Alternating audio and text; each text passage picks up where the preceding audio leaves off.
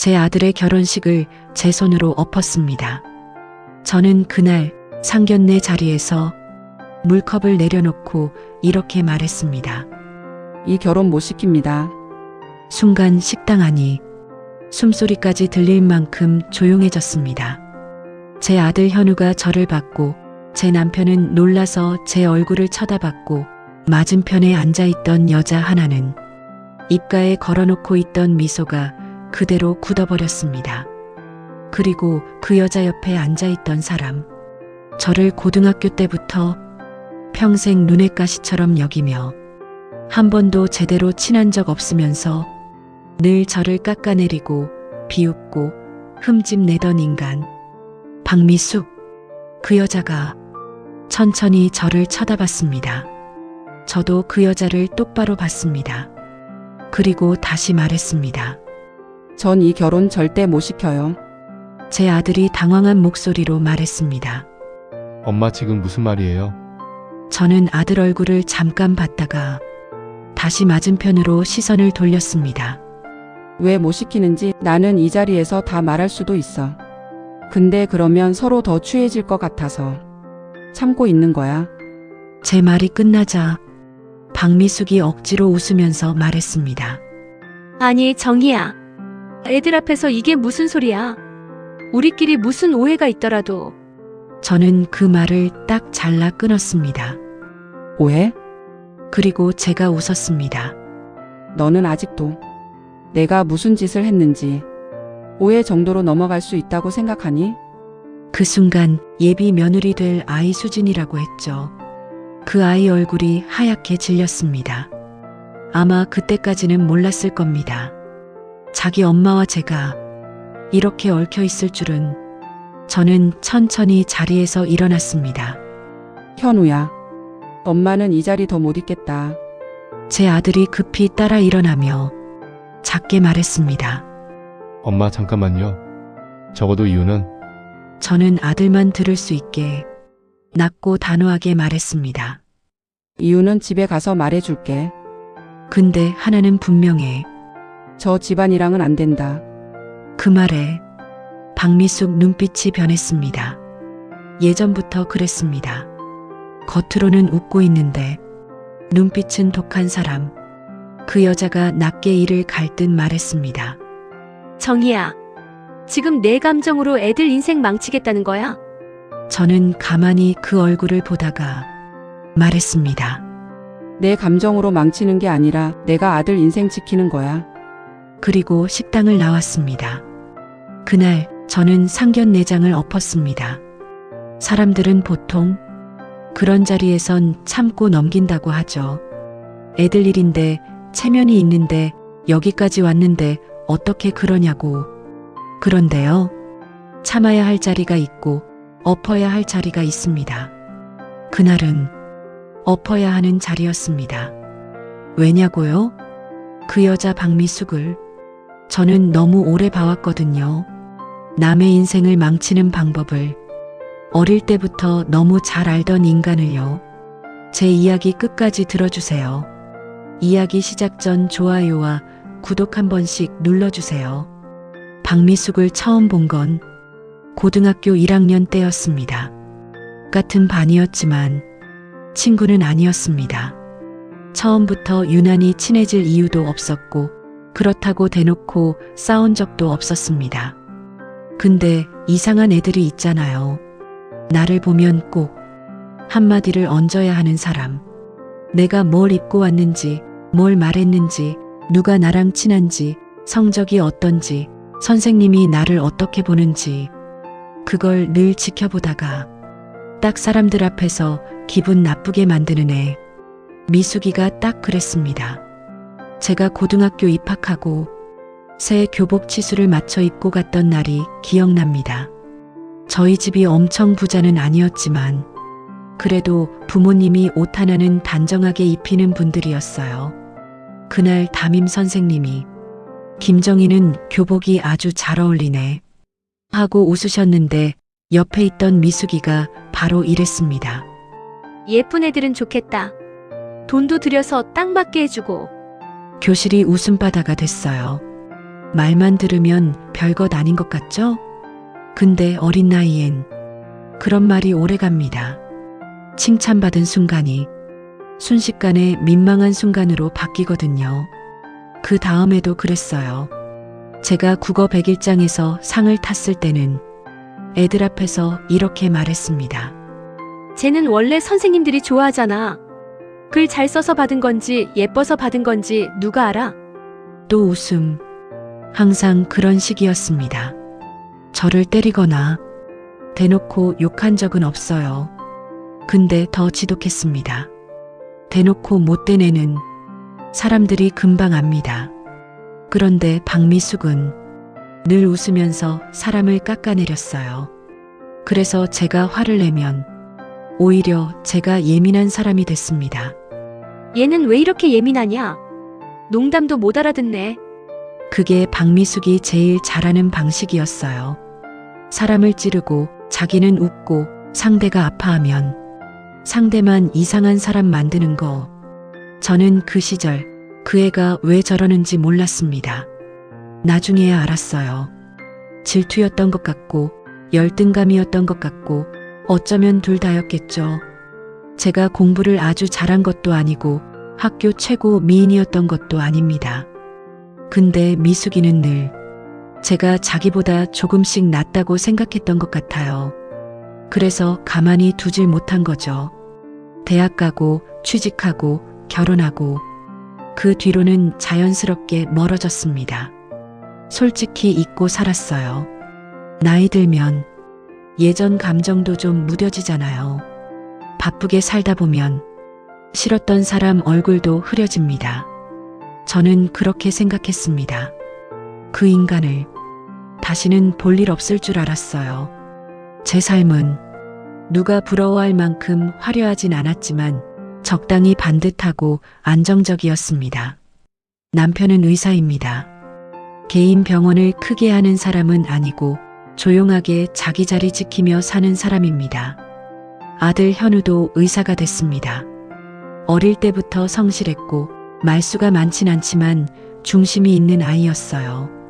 저는 제 아들이 스펙 때문에 좋은 게 아니라 사람을 함부로 보지 않는다는 점이 좋았습니다. 그게 저한테는 참 중요했거든요. 저는 살면서 사람이 사람을 깔보는 얼굴을 너무 오래 봤으니까요. 집도 그냥 적당합니다. 남들 보기에 빠지지 않고 그렇다고 지나치게 튀지도 않는. 저도 이제 50대 중반이었고 큰 무리 없이 나이 들어가고 있었습니다. 그러다 어느 날 고등학교 동창회 연락이 왔어요. 솔직히 처음엔 가기 싫었습니다. 다 아는 얘기 아닙니까? 동창회 가면 결국 누가 어떻게 살았는지, 자식이 뭐 하는지, 남편이 뭐 하는지, 집은 어디 사는지, 아픈 데는 없는지, 그 뻔한 얘기들. 근데 또 한편으로는 나이 들수록 옛사람 얼굴이 궁금해지기도 하잖아요. 그래서 갔습니다. 정말 별 생각 없이요. 그런데 거기서 박미숙을 다시 봤습니다. 그 얼굴을 딱 본 순간 저는 이상하게 기분이 먼저 가라앉았습니다. 반가워서가 아니라 몸이 먼저 기억한 거죠. 아, 이 사람은 나를 피곤하게 만드는 사람이었지. 박미숙은 저를 보자마자 반갑게 웃으며 손을 잡았습니다. 어머 정희야. 너 진짜 하나도 안 변했다. 그 말만 들으면 칭찬 같죠? 근데 그 뒤에 바로 붙었습니다.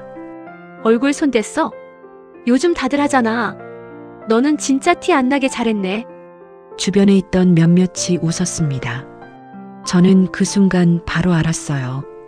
아, 이 인간 그대로구나. 저는 웃기만 했습니다. 별소리를 다 한다. 그러자 미숙이가 제 가방을 흘낏 보더니 말했어요.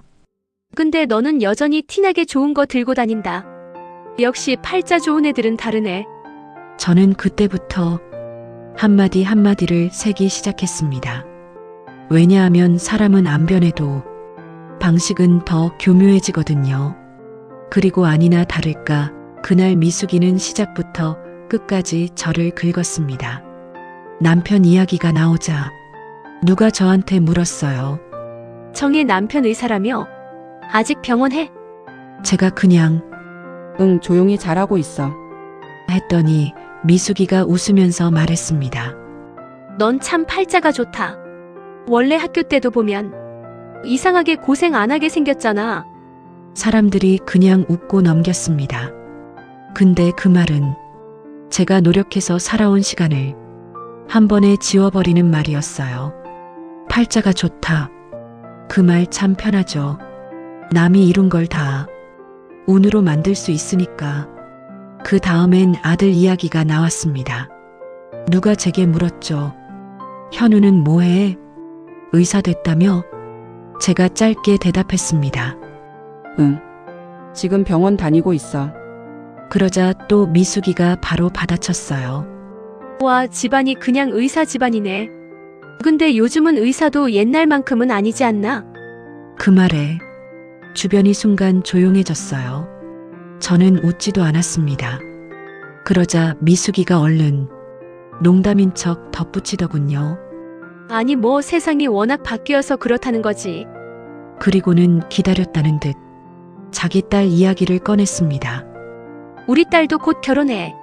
사위 될 사람이 얼마나 괜찮은지 몰라. 누가 물었습니다. 뭐 하는 사람인데?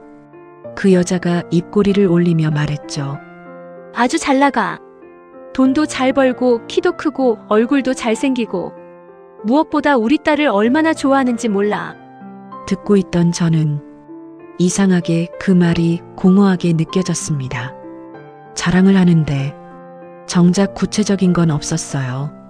직업을 물으면 얼버무리고 집안 얘긴 빼고 딸이 뭘 하는지도 짧게 넘어가고 그런데도 계속 잘났다, 대단하다, 최고다. 그 자랑은 상대를 누르기 위해 꺼내는 자랑이었지 행복해서 하는 자랑은 아니었습니다. 그리고 그날 결국 그 여자가 선을 넘었습니다. 2차까지 간 자리였어요. 사람들이 좀 풀어졌고 서로 자식 자랑 반, 걱정 반 하던 분위기였습니다. 그때 미숙이가 잔을 만지작거리며 저를 슬쩍 보더니 말했습니다. 솔직히 말해서 내 아들이 뭐 그렇게 대단한지 모르겠더라. 저는 처음엔 제가 잘못 들은 줄 알았습니다. 뭐? 그랬더니 그 여자가 웃으면서 말했어요. 아니 요즘 의사라고 다 똑같은 거 아니잖아. 우리 딸 사람은 훨씬 더 나아. 돈도 더 잘 벌고 생긴 것도 훨씬 낫고 우리 딸 옆에서 꼼짝도 못해. 걔 아니면 못 사는 애야. 주변 몇 사람이 야 그만해라 하며 말렸어요. 그런데 미숙이는 이미 취했는지 아니면 원래 그 말을 꼭 하고 싶었는지 멈추지 않았습니다. 내 아들 뭐 반듯하긴 하겠지. 근데 남자라는 게 돈 잘 벌고 잘생기고 집안 괜찮으면 게임 끝이잖아. 그 순간 저는 속에서 뭔가가 확 올라왔습니다. 솔직히 말하면 제 자신 욕하는 건 이제 어느 정도 참을 수 있어요. 50이 넘으면 남이 나를 어떻게 보든 그렇게까지 흔들리진 않거든요. 근데 제 아들을 아무것도 모르는 인간이 비교하고 헐뜯는 건 못 참겠더라고요. 그래서 저는 그날 처음으로 박미숙에게 대놓고 말했습니다. 너는 예나 지금이나 똑같다. 그 자리가 조용해졌습니다. 저는 계속 말했어요. 남 잘 되는 꼴 못 보고 꼭 한마디 얹어서 깎아내려야 속이 편하지. 내가 참은 건 내가 옛날 친구라서가 아니라 내가 너 같은 사람 되고 싶지 않아서였어. 미숙이 얼굴이 굳었습니다. 제가 한 번 더 말했습니다. 근데 내 아들은 내 입에 올릴 사람이 아니야. 다음부터는 선 넘지 마. 그리고 저는 가방을 들고 그 자리를 나왔습니다. 집으로 돌아오는 차 안에서 기분이 너무 더러웠어요. 화를 내서 후련한 게 아니라 왜 저 인간은 늙어서도 저렇게 살까 싶은 허무함이 더 컸습니다. 남편이 왜 그러냐고 물었을 때도 저는 그냥 동창 하나 때문에 기분이 좀 상했다 정도로만 말했어요. 그런데 이상하게 그날 이후로 그 여자의 딸 이야기가 자꾸 머리에 남았습니다. 딸 하나 있고 곧 결혼할 사람 있고 아주 잘났다는 사위. 그냥 허풍인가 보다 했죠. 그때까진 정말 몰랐습니다. 그 잘났다는 사위가 제 아들이 될 뻔했다는 걸요. 몇 달 뒤였습니다. 아들 현우가 저한테 조심스럽게 말을 꺼냈어요. 엄마 드릴 말씀이 있어요. 그 표정만 봐도 알죠. 아, 여자구나. 저는 웃으면서 말했습니다. 그래, 데려와봐. 현우가 데려온 아이는 처음엔 참 멀쩡해 보였습니다. 이름은 최수진. 얌전했고 말도 조심스럽게 했고 처음 인사도 싹싹하게 잘했어요.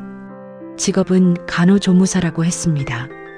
저는 직업이 뭐든 사람만 괜찮으면 된다고 생각하는 편이에요. 진심으로요. 의사 아들이라고 해서 반드시 의사 며느리를 원한 적도 없고 그런 식의 허영은 저한테 없었습니다. 근데 사람 느낌이라는 게 있잖아요. 수진이를 처음 보고 딱히 잡히는 흠은 없는데 마음이 편하지는 않았습니다. 예를 들면 그런 거예요. 첫 만남에 우리 집 구조를 너무 오래 보는 것. 식사하면서 현우가 앞으로 전공을 어떻게 정할 건지, 개원 생각은 있는지, 병원 가까운데 집을 얻을 건지 은근히 물어보는 것. 그리고 저한테는 어머니, 현우 오빠는 워낙 바쁘니까 결혼하면 병원 근처에 집이 있어야 하지 않을까요? 이런 말을 하는 것. 그게 꼭 틀린 말은 아니죠. 근데 첫 만남부터 사람 자체보다 삶의 조건을 먼저 재는 느낌이 있었습니다. 저는 그때도 참고 봤어요. 제가 예민할 수도 있으니까 한두 번 보고 사람 단정하는 거 좋아하지 않거든요. 근데 수진이는 볼수록 묘하게 걸렸습니다. 현우한테는 과하게 맞춰주는 듯 하면서 저나 남편 앞에서는 가끔 너무 계산된 말을 했어요. 현우 오빠 같은 사람은 진짜 아무나 못 만나잖아요. 저는 현우 오빠 옆에서 잘 내조하고 싶어요. 요즘 누가 그런 말을 합니까? 너무 예쁘게 들리려고 하는 말은 오히려 속이 비어 보일 때가 있어요. 그래도 저는 현우가 좋다니까 끝까지 지켜보려고 했습니다. 그러다 상견례 날짜가 잡혔어요. 서울의 조용한 한정식집이었습니다. 저와 남편이 먼저 도착했고 잠시 뒤 현우와 수진이가 들어왔습니다. 그리고 마지막으로 수진이 어머니가 들어왔는데 그 얼굴을 본 순간 제 심장이 철렁 내려앉았습니다. 박미숙, 진짜 그 자리에서 물컵 떨어뜨릴 뻔했습니다. 그 여자도 저를 보더니 순간 멈췄어요. 아주 잠깐이었지만 그 얼굴에 스쳐간 표정을 저는 지금도 잊지 못합니다. 당황, 계산, 수습, 딱 그 세 가지였어요. 놀랐지만 곧바로 어떻게 넘길지를 계산하는 얼굴. 그걸 보는 순간 저는 속으로 생각했습니다. 아, 끝났다. 이 결혼은 안 된다. 절대 안 된다. 근데도 처음엔 저도 사람들 앞에서 바로 엎고 싶진 않았어요. 일단 앉았습니다. 수진이는 아무것도 모른 채 긴장한 얼굴로 앉아 있었고 현우는 양가가 처음 만나는 자리니까 어색하지만 잘해보려는 표정이었어요. 박미숙은 정말 뻔뻔하게 웃으며 인사했습니다. 어머 세상에. 정희가 현우 엄마였구나. 저는 대답 안 했습니다. 남편은 상황을 모르니까 그냥 가볍게 웃었고요. 근데 앉아서 이야기를 나누다 보니 더 기가 막히더군요. 동창회에서 자기 딸 사위 될 사람이 얼마나 대단한지 그렇게 떠들던 그 사람이 정작 그 상대가 제 아들이라는 걸 알고도 금방 태세를 바꿨습니다. 애들 인연이 참 신기하네요. 우리가 또 이런 식으로 만나네. 우리가? 저는 그 말이 너무 웃겼어요. 누가 들으면 예전부터 친한 사이인 줄 알겠더라고요. 그리고 더 웃긴 건 상견례 자리에서도 그 모녀는 여전히 사람보다 조건을 보고 있었다는 겁니다. 수진이는 조심스러운 척하면서 현우가 앞으로 지방 발령 가능성은 없는지, 교수 자리는 생각 있는지, 개원은 언제쯤 할 건지 은근히 떠봤습니다. 박미숙은 더 노골적이었어요. 현우는 워낙 반듯하니까 결혼하면 금방 자리 잡겠네. 요즘 젊은 사람들은 신혼집이 제일 문제라던데 그래도 의사 집안은 다르긴 하겠다. 그 말 듣는 순간 저는 확신했습니다. 이 사람은 자기 딸 인생을 세우는 게 아니라 자기 욕망을 올려놓을 사다리를 찾고 있구나. 그리고 결국 저는 참지 않았습니다. 처음에 읽어드린 그 장면이 바로 그 순간이었어요. 이 결혼 못 시킵니다. 그 말이 충동적으로 튀어나온 것 같겠지만 아닙니다. 그건 너무 오래된 직감이었어요. 사람을 오래 보면 압니다.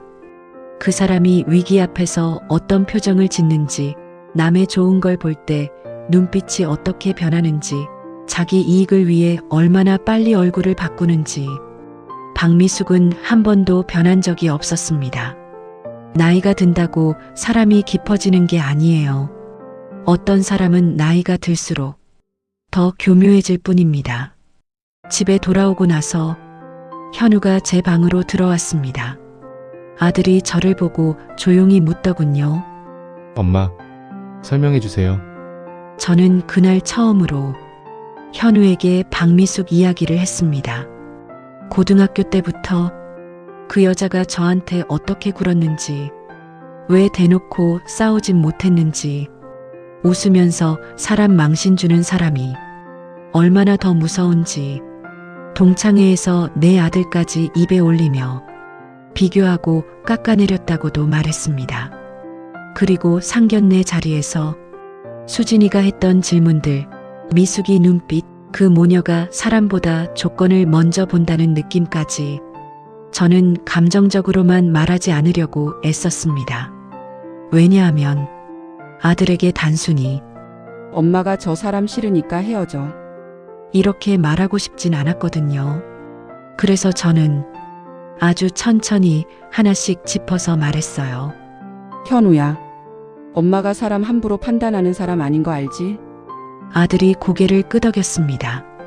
나는 그 여자를 너무 오래 봤어. 그런 사람은 본인이 손해볼 때만 울고 남이 상처받을 땐 절대 안 멈춰. 그리고 딸도. 적어도 내가 본 모습은 편하지 않았어. 현우는 한참 말이 없었습니다. 그러다 조용히 물었어요. 엄마는 딸이 엄마를 닮는다고 생각해요. 저는 잠시 생각하다 말했습니다. 꼭 그렇진 않아. 근데 보고 배운 건 남아. 그리고 수진이는 내가 보기엔 사랑보다 계산이 먼저였어. 그 말이 끝나고 현우는 고개를 숙였습니다. 저는 그 아이가 힘들다는 걸 알았어요. 좋아하는 마음이 있었을 겁니다. 아마 결혼까지 생각했으니까요. 그래도 제 아들은 어릴 때부터 한 가지가 분명한 아이였습니다. 제가 이유 없이 누군가를 미워할 사람은 아니라는 거. 그걸 믿는 아이였어요. 며칠 뒤 현우는 수진이에게 헤어지자고 했습니다. 수진이가 처음엔 믿지 못했다고 하더군요. 왜? 갑자기 왜? 어머님이 반대하셔서 그래? 우리가 사랑하는데 왜 그래? 현우는 길게 말하지 않았다고 했습니다. 그냥 이렇게 말했다더군요. 우리 엄마가 저렇게까지 반대하는 건 이유가 있어.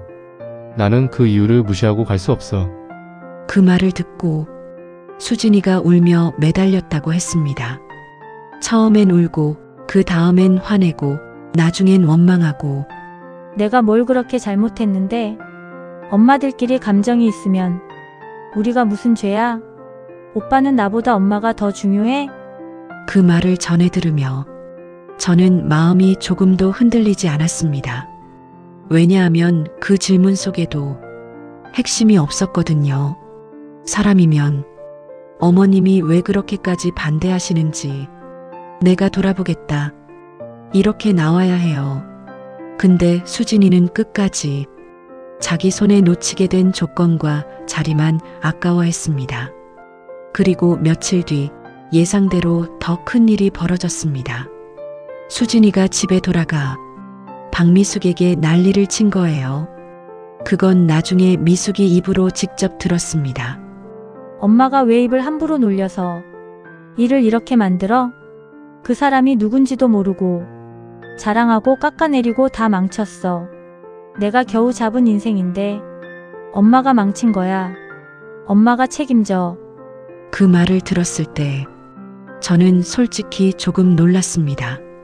그 모녀가 참 닮았다고요. 엄마는 평생 남을 깎아내려 올라서려 했고 딸은 의사 남편 하나로 인생을 바꾸려 했으니까요. 얼마나 절박했는지는 알겠어요. 하지만 절박하다고 남의 아들을 발판 삼을 순 없죠.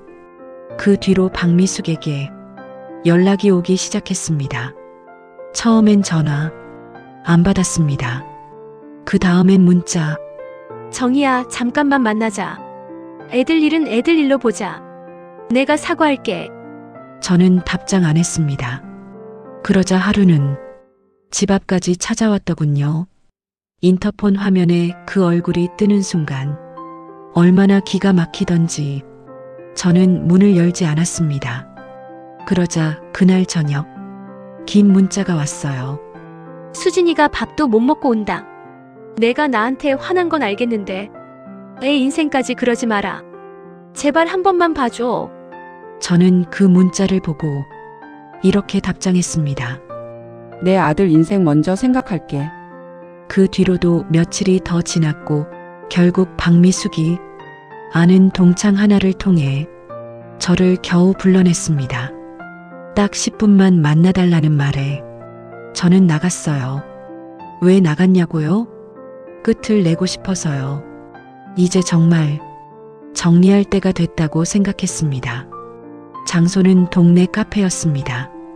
먼저 와 있던 박미숙은 정말 예전 같지 않았습니다.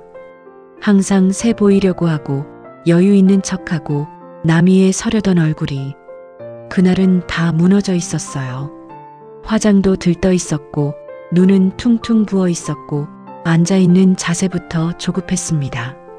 제가 들어가자 그 여자가 급히 일어났습니다. 정희야, 저는 차갑게 말했습니다. 앉아. 그 한마디에 그 여자가 다시 앉더군요. 참 우습죠. 예전엔 그렇게 저를 아래로 보던 인간이 이제는 제 눈치부터 보는 게 한동안 말이 없었습니다. 미숙이가 먼저 입을 열었어요. 내가 잘못했다. 저는 아무 말도 안 했습니다.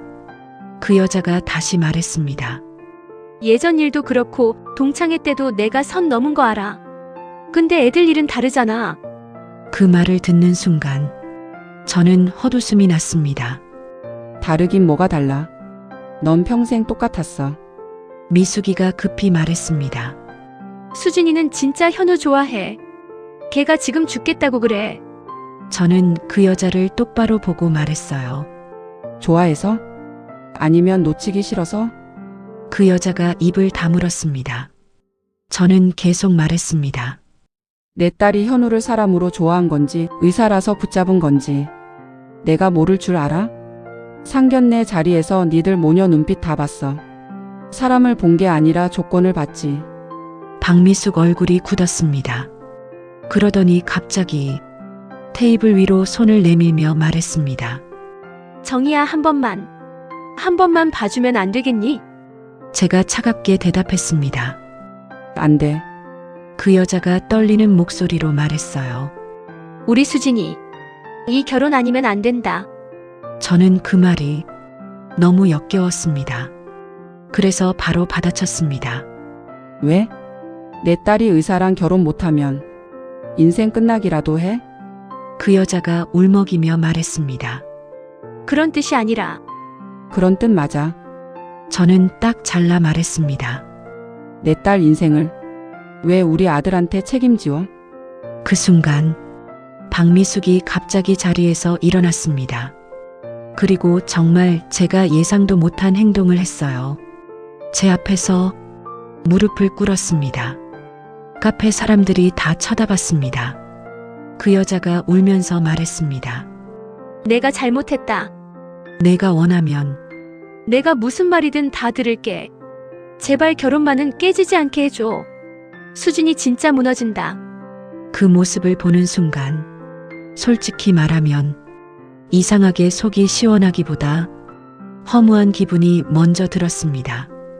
평생 그렇게 남을 깎아내리며 살더니 결국 자기 딸 문제 앞에서는 이렇게 무너지는구나. 근데 저는 흔들리지 않았습니다. 왜냐하면 저는 이 장면을 기다린 게 아니었거든요. 저는 복수하려고 이 결혼을 막은 게 아니에요. 저는 아들을 지키려고 막은 겁니다. 그래서 저는 앉은 채로 말했습니다. 일어나. 그 여자가 고개를 저었습니다. 정희야, 한 번만. 저는 더 차갑게 말했습니다. 일어나라고. 그제야 그 여자가 흐느끼며 일어났습니다. 저는 그 얼굴을 보며 천천히 말했어요. 너는 아직도 몰라. 내가 왜 이 결혼을 반대한 건지. 그 여자가 울면서 말했습니다. 내가 사과하잖아. 사과? 저는 웃었습니다. 너는 늘 그래. 필요할 때만 사과하지. 상대가 아플 때는 농담이었다 하고 내가 손해볼 때는 사과하면 끝인 줄 알아. 미숙이가 아무 말 못하더군요. 저는 마지막으로 가장 하고 싶었던 말을 했습니다. 너 동창회 때 그랬지. 내 사위 될 사람은 돈도 더 잘 벌고 잘생기고 내 딸 없으면 못 산다고. 그 여자가 얼굴이 완전히 굳었습니다. 저는 한 글자씩 또렷하게 말했습니다. 그게 내 아들이었냐? 미숙이 입술이 떨렸습니다. 그렇게 잘난 사위라고 자랑하더니 정작 그게 내 아들인 줄 알고 나니까 태도가 싹 바뀌었지. 그 순간 내가 확실히 알았어. 넌 하나도 안 변했구나. 그리고 저는 가장 차갑고 분명한 말로 끝냈습니다. 우리 아들은 엄마 말 듣기로 했다. 그러니까 포기해. 이 결혼은 끝이야. 그 여자가 그 자리에서 또 무너져 울었지만 저는 돌아봤습니다. 한 번도 망설이지 않았어요. 집에 돌아와 현우를 봤을 때 솔직히 마음이 아프긴 했습니다. 아무리 아들이 효자라도 좋아하던 사람과 정리하는 건 힘든 일이니까요. 그래서 저는 물었어요. 괜찮니? 현우가 잠시 웃더니 말했습니다. 시간 지나면 괜찮아지겠죠. 그리고는 잠시 후 제게 이렇게 말했습니다. 엄마, 응. 엄마가 그렇게까지 말할 정도면 정말 아닌 거였겠죠? 그 말을 듣는 순간 저는 목이 잠깐 메었습니다. 이 아이가 저를 믿어준 거잖아요. 저는 아들 손을 잡고 말했습니다. 응. 아니었어. 엄마가 널 힘들게 하려고 그런 거 아니야. 엄마는 내가 평생 눈치 보면서 살까봐 겁났어. 현우가 고개를 끄덕였습니다. 알아요. 그 한마디에 저는 충분했습니다. 나중에 들으니 수진이는 한동안 현우에게 계속 연락했다고 하더군요. 처음엔 울고 나중엔 원망하고 마지막엔 다시 매달리고. 하지만 현우는 더 이상 흔들리지 않았습니다. 오히려 시간이 지날수록 자기가 놓친 게 사람이 아니라 위험한 관계였다는 걸 알아갔던 것 같아요. 저도 그 뒤로 박미숙과는 완전히 끊었습니다. 동창들 사이에서 이 얘기가 조금 돌았다는 것도 들었습니다. 상견례장에서 엎었다더라. 무릎 꿇고 빌었다더라. 너무 심한 거 아니냐? 그 말도 들었어요. 근데 저는 한 번도 후회하지 않았습니다. 왜냐하면 남들은 결과만 보거든요. 제가 왜 그렇게까지 했는지, 그 사람을 몇십 년 봐왔는지, 그 모녀가 사람보다 조건을 어떻게 먼저 보는지, 그걸 모르니까 쉽게 말하는 거예요. 저는 이제 압니다. 사람은 나이 들수록 좋은 사람이 되는 게 아니라 원래 가진 본성이 더 또렷해진다는 걸요. 박미숙은 어릴 때도 남을 끌어내리며 서 있던 인간이었고 늙어서도 자기 딸 인생 앞에서 남의 아들을 발판으로 삼으려던 인간이었습니다. 그런 사람과 사돈이 되는 건 그저 불편한 관계가 아니에요. 평생 우리 집 문턱을 드나들며 상처를 만들 사람을 들이는 일이죠. 저는 그걸 막았습니다. 누군가는 매정하다고 할 수 있겠죠. 그래도 괜찮습니다. 엄마라는 자리는 가끔은 좋은 사람 소리 듣는 자리보다 지켜야 할 걸 지키는 자리가 더 중요하니까요. 그리고 솔직히 말씀드리면 저는 그날 상견례 자리에서 결혼을 업고 돌아오는 길에 처음으로 이런 생각을 했습니다. 아, 이제야 끝났구나. 고등학교 때부터 저를 따라다니던 그 불쾌한 그림자가, 그 인간은 평생 제 옆에 서서 저를 깎아내리며 자기가 올라선다고 믿고 살았어요. 근데 마지막에는 어땠습니까? 자기 딸 인생이 걸리자 제 앞에 무릎을 꿇었죠. 그리고 저는 그걸 받아주지 않았습니다. 그게 제 사이다였습니다. 상대를 완전히 망가뜨려서가 아니라 내 아들을 지키고 내 인생의 오래된 찌꺼기를 드디어 잘라낸 것. 그게 진짜 속 시원하더라고요. 사람은요, 한 번쯤은 늦게라도 자기 인생에서 반드시 끊어내야 할 관계를 끊어야 합니다. 참는 게 미덕인 줄 알고, 좋게 넘기는 게 품위인 줄 알고, 살아온 시간이 길수록 더 그래요. 근데 아닙니다. 끝까지 참으면 내 사람까지 다쳐요.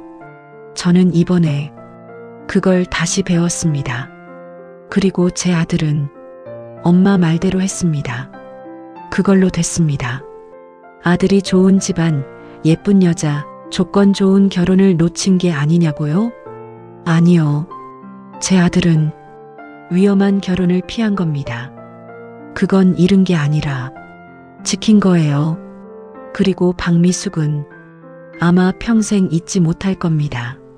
자기가 그렇게 비웃고 깎아내리던 제가 결국 자기 딸의 혼사를 끊어낸 사람이 되었다는 걸. 세상은 그렇게 돌고 돕니다. 남을 얕보고 함부로 대하면 언젠가는 그 대가가 가장 아픈 방식으로 돌아옵니다. 저는 그걸 바로 눈앞에서 봤습니다. 그러니 이제 조금도 미련 없습니다. 그 인간이 제 앞에서 울든 무릎을 꿇든 사과를 하든 늦었으니까요. 너무 늦었어요. 그리고 어떤 관계는 늦었다는 이유만으로도 다시는 돌이킬 수 없습니다. 저는 그날 상견례장을 엎으면서 제 아들 결혼 하나만 막은 게 아니었습니다. 평생 저를 괴롭히던 그 인간과의 질긴 악연도 같이 끝냈습니다. 그래서 저는 지금도 그날 제 입으로 했던 그 말을 조금도 후회하지 않습니다. 이 결혼 못 시킵니다. 그건 분노의 말이 아니었습니다. 그건 제 인생과 제 아들을 지키는 말이었습니다. 그리고 저는 끝까지 지켜냈습니다. 지금까지 제 이야기를 들어주셔서 감사합니다. 재미있게 잘 들으셨다면 댓글 하나씩 남겨주세요. 다음 시간에 또 다른 이야기로 찾아올게요. 감사합니다.